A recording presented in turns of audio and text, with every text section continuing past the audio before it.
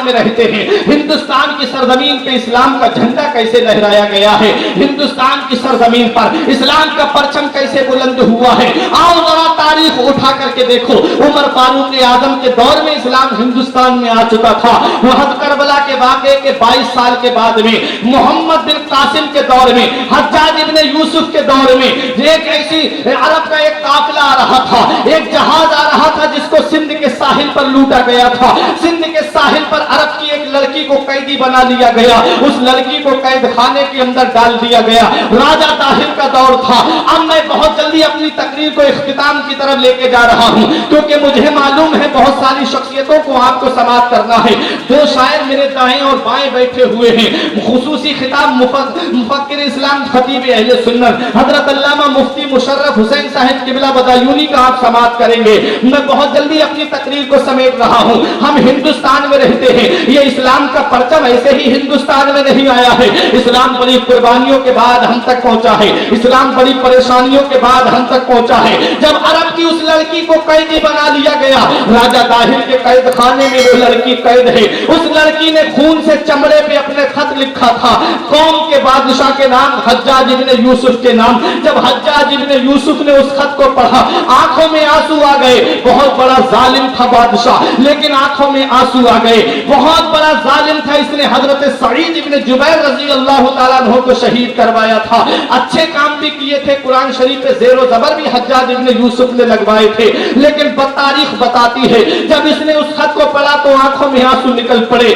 سامنے جوان بھتیجا کھڑا ہے، تاریخ میں نام محمد بن قاسم ملتا ہے۔ محمد بن قاسم نے کہا چچا روتے ہوئے نہیں دیکھا، آج تمہاری آنکھوں میں آنسو کیسے ہیں؟ تب حجاج ابن یوسف نے کہا بیٹا یہ خط آیا ہے سندھ سے۔ تب حجاج ابن یوسف سے لے کے وہ خط پڑھا تو محمد بن قاسم کی آنکھوں میں آنسو آ گئے۔ اس خط کے اندر لکھا ہوا تھا آج تیرے قوم کی بیٹی، آج تیرے قوم کی بیٹی راجہ طاہر کے قید خانے میں قید ہے۔ اگر اس کی عزت لوٹ لی گئی اس قید خانے میں، اگر اس کی آبرو لوٹ لی گئی اس قید خانے میں، تو قیامت کا دن ہوگا، بادشاہ تیرا گریبان ہوگا اور میرا ہاتھ ہوگا۔ میں رب کی بارگاہ میں کہہ دوں گی مولا میری عزت لٹتی رہی ہے، چین سے سوتا رہا، میری آبرو لٹتی رہی ہے، آرام سے سوتا رہا، میری عزت سے کھلواڑ ہوتا رہا، یہ بستر پہ سوتا رہا۔ بادشاہ کہتا ہے بیٹا میں کیا کروں، میری فوج تو دوسری طرف جا چکی ہے۔ حضرت محمد بن قاسم نے کہا چچا تم نہیں جاتے ہو تو مجھے بتاؤ، تمہارا یہ جوان بھتیجا جائے گا۔ 18 سال کا جوان بھتیجا کہتا ہے چچا میں جاؤں گا اس کی آبرو بچانے کے لیے، میں جاؤں گا اپنی بہن کی عزت بچانے کے لیے۔ کوئی نسلی رشتہ نہیں ہے، کوئی خونی رشتہ نہیں ہے، بس اسلامی رشتہ ہے۔ بولے میں جاؤں گا اپنی بہن کی آبرو بچانے کے لیے۔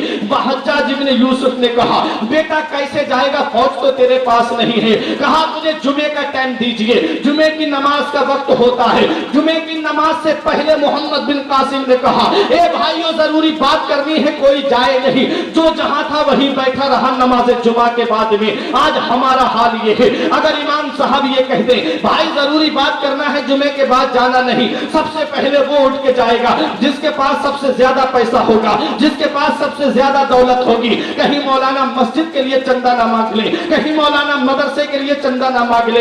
ارے نادان مولانا اپنے لیے تو تجھ سے کچھ نہیں مانگتا، اپنے گھر کے لیے تو تجھ سے کچھ نہیں مانگتا، اپنے بیوی بچوں کے لیے تو تجھ سے کچھ نہیں مانگتا، مانگتا ہے تو اللہ کے گھر کے لیے مانگتا ہے، مانگتا ہے تو رسول اللہ کے گھر کے لیے مانگتا ہے۔ ارے نادان تجھے کیا پتا، راہ خدا میں دے گا تو اللہ ایک کے بدلے تجھے 10 عطا فرمائے گا۔ محمد بن قاسم نے کہا بھائی ضروری بات کرنی ہے۔ سب وہی بیٹھے رہے، کوئی اٹھ کے نہیں گیا۔ نماز جمعہ کے بعد میں بوڑھوں نے جوانوں نے کہا کس لیے روکا ہے محمد بن قاسم تو نے ہمیں، ذرا یہ تو بتا کس لیے ہمیں یہاں روکا ہے؟ کہا یہ خط پڑھ کے سنانا چاہتا ہوں۔ اس خط کو جیسے ہی پڑھنا شروع کیا اس میں لکھا تھا بسم اللہ الرحمن الرحیم، ایک مظلوم لڑکی کا نام خط، ایک اپنے قوم کے بادشاہ کے نام، اس میں لکھا تھا میں راجہ طاہر کے قید خانے میں قید ہوں، اگر میری آبرو لوٹ لی گئی اس قید خانے میں، اگر میری عزت لوٹ لی گئی اس قید خانے میں تو میں بادشاہ کا گریبان پکڑ کے رب کی بارگاہ میں پیش کر دوں گی۔ مولا میری عزت لٹتی رہی ہے، چین سے سوتا رہا، میری آبرو لٹتی رہی ہے، نرم بستر پر خواب خرگوش کے مزے لیتا رہا۔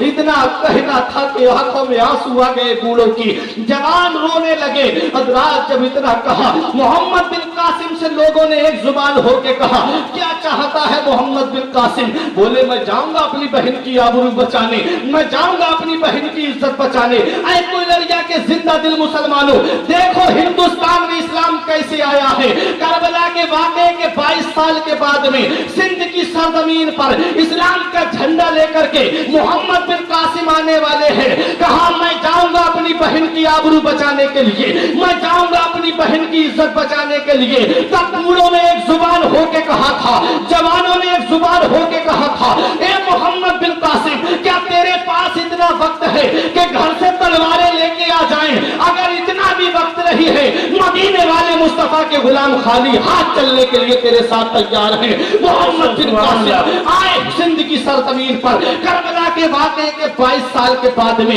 सिंध के साहिल पर आकर के राजा दाहिर के कैद खाने की ईंट से ईंट बजा दी और अपनी बहन की आबरू को बचा करके, अपनी बहन की इज्जत को बचा करके जब अरब लेकर के चलने लगे, तब किसी ने हाथ पकड़ के कहा, ए मोहम्मद बिन कासिम, इतनी बड़ी ताकत से टकराने आ गया, इतनी बड़ी फौज से टकराने आ गया, भारत के साथ समंदर पार करके इतनी दूर आ गया, तुझे डर नहीं लगा?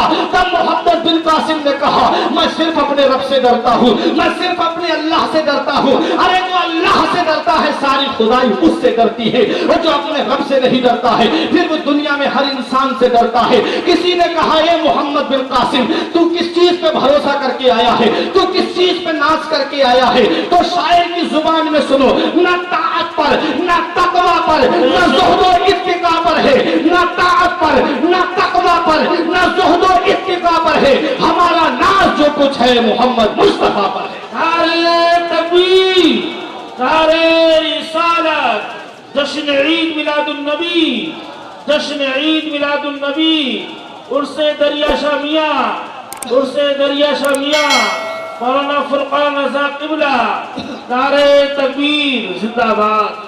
कहा, ए मोहम्मद बिन कासिम, जिसकी तू आबरू बचाने आया है, जिसकी तू इज्जत बचाने आया है, जिसकी तू आबरू को बचाने के लिए आया है, ये रिश्ते में तेरी लगती कौन है? तब मोहम्मद बिन कासिम ने कहा, ये मेरी बहन लगती है बहन। कहा, हम खूब जानते हैं तू रहने वाला कहाँ का, ये लड़की रहने वाली कहाँ की, ये तेरी कैसी बहन लगती है? तब मोहम्मद बिन कासिम ने कहा, ए लोगों, नस्ली रिश्ते तुम तलाश करो, खूनी रिश्ते तुम तलाश करो, हम तो मदीने वाले मुस्तफा का रिश्ता तलाश करते हैं, हम तो मदीने वाले मुस्तफा का रिश्ता तलाश करते हैं। ऐ मुसलमानों, वो भी नौजवान थे जो अपनी बहन की आबरू बचाने के लिए आए, वो भी मुसलमान थे, वो भी नौजवान था जो अपनी बहन की आबरू बचा करके ले गया। लेकिन आज नौजवानों, तुमको क्या हो गया? मेलों में अपनी बहनों को देख रहे हो, मेलों में जाकर के तुम्हारी इस्लामी रिश्ते की बहनें हैं कि नहीं है, मुकाबलों में तुम अपनी बहनों को देख रहे हो। आज तुम्हारी खूनी गैरत कहाँ चली गई? याद रखो, जो कौम अपने असलाफ की तारीख भुला देती है, उसका नाम सफाए हस्ती से मिट जाता है। पहले मुसलमान बहनों का अदब करते थे, कहीं पर कोई रेप का नामो निशान नहीं था। पहले के मुसलमान थे, कैसे अदब और एहतराम के साथ मजहब इस्लाम पे अमल करते थे। मोहम्मद बिन कासिम कोई नस्ली रिश्ता नहीं, कोई खूनी रिश्ता नहीं, बस एक इस्लामी रिश्ता था। इतनी बड़ी ताकत से टकराने के लिए चंद नौजवानों को लेकर के हिंदुस्तान आए, वो बहन की आबरू बचा करके ले गए। करबला के वाक़े के 22 साल के बाद इस्लाम का झंडा हिंदुस्तान में लहरा दिया, उसे मोहम्मद बिन कासिम कहते हैं। और आगे बढ़ो, जब सन हिजरी 400 सदी हिजरी आती है, तब बादशाह महमूद गजनबी ने हमला किया था और सैयद सालार मसूद गाजी ने 424 हिजरी में बहराइच की सरजमीन पे इस्लाम का झंडा लहराया था। और जब मेरे गाजी पाक को शहीद कर दिया गया, जब मेरे मसूद गाजी को शहीद कर दिया गया बहराइच की सरजमीन पर, तुम क्या जानो मसूद गाजी कौन है? अरे वो मसूद गाजी जिनके मजार पे हजरत खिद्र अलैहिस्सलाम हाजिरी देने के लिए आते हैं। अपने वक्त के शेख मखदूम अशरफ जहांगीर सिमनानी फरमाते हैं, मैंने खिद्र अलैहिस्सलाम को जितना मसूद गाजी के दयार में हाजिरी देते देखा है, इतना किसी मजार पे हाजिरी देते हुए नहीं देखा। उसे मसूद गाजी कहते हैं। मजार बहराइच की सरजमीन पर है। वो मेरे मसूद गाजी रजी अल्लाह ताला अन्हु, जिनकी अजमत और शान को बड़े बड़े औलिया किराम ने बयान किया, वो मेरे मसूद गाजी जिनके बारे में मखदूम अशरफ जहांगीर सिमनानी फरमाते हैं कि मैंने एक दिन में 70 मरतबा खिद्र अलैहिस्सलाम को हजरत सैयद सालार मसूद गाजी के रोजे पे हाजिरी देते हुए देखा है। वो हजरत मसूद गाजी है। 21 राजा मिलकर के एक मुसलमान के मुकाबले के लिए आए।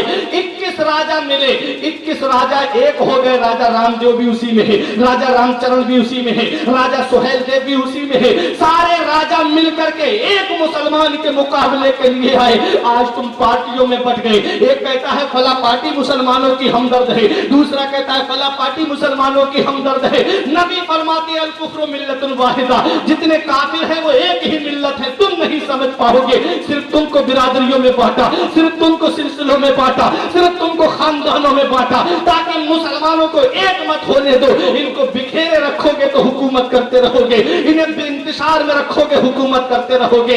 इसलिए याद रखना मदीने वाले मुस्तफा का फरमान है, इन नबी फरमाते अल कुफ्र मिल्लतुन वाहिदा, काफिर एक ही मिल्लत है। हजरत सैयद सालाह मसूद गाजी के मुकाबले के लिए 21 राजा मिलकर के आए। जब मेरे मसूद गाजी को शहीद कर दिया बहराइच की सरजमीन पर, तब एक मजलिस मस्तो तरब रखी। राजाओं ने जामों से जाम टकरा करके कहा था, मुबारक हो, हमने हिंदुस्तान से इस्लाम का परचम उखाड़ दिया, हमने हिंदुस्तान से इस्लाम का झंडा उखाड़ के फेंक दिया, हमने हिंदुस्तान से इस्लाम का परचम उखाड़ दिया। अब कोई नहीं है हिंदुस्तान में जो इस्लाम का परचम बुलंद करे। उन्हें क्या पता फानूस बन के जिसकी हिफाजत हवा करे, वो शम्मा क्या बुझे जिसे रोशन खुदा करे। नूरे हक इस्लाम है, उसको बुझा सकता है कौन, जिसका हामी हो खुदा उसको मिटा सकता है कौन। बेशक बेशक इस्लाम की फितरत में कुदरत ने लचक दी है, जितना ही दबाओगे उतना ही उभरेगा। हजरात हुजूर ख्वाजा गरीब नवाज रजी अल्लाह ताला अन्हु उनके बाद में तशरीफ लाते हैं। हिंदुस्तान की सरजमीन पे इस्लाम का परचम बुलंद हुआ। अब देखो ख्वाजा गरीब नवाज रजी अल्लाह ताला अन्हु का ये बसाया हुआ गुलशन है, बसाया हुआ इस्लाम है, जिसमें हम और आप सांसें ले रहे हैं। अब जरा देखो, इसी इस्लाम को मिटाने के लिए जब तन के गोरे मन के काले ईस्ट इंडिया कंपनी के नाम पर हमारे हिंदुस्तान के अंदर जब अमेरिका के अंग्रेज आए, उन्होंने 2 गिरोह खरीदे। एक गिरोह वो था जो लंबी लंबी दाढ़ी रख करके, जुब्बे पहन करके, जिनको वहाबी देवबंदी का गिरोह कहा जाता है। उन्होंने जब ईमान और अकीदे पे हमला करना चाहा तो परवरदिगार ने बरेली में इमाम अहमद रजा खान को पैदा किया। सुभान अल्लाह। आला हजरत ने हमारे ईमान की हिफाजत की, आला हजरत ने हमारे अकीदे की हिफाजत की। आला हजरत ईमान और अकीदे की हिफाजत का नाम है। आज जो मजार पे हम चादर चढ़ाते हैं, शाहजी मियाँ के मजार पर हम चादर चढ़ाते हैं, अल्लाह वाले मियाँ के मजार पे जो हम चादर चढ़ाते हैं, ये सदका किसका है? ये बरेली के अहमद रजा खान का सदका है।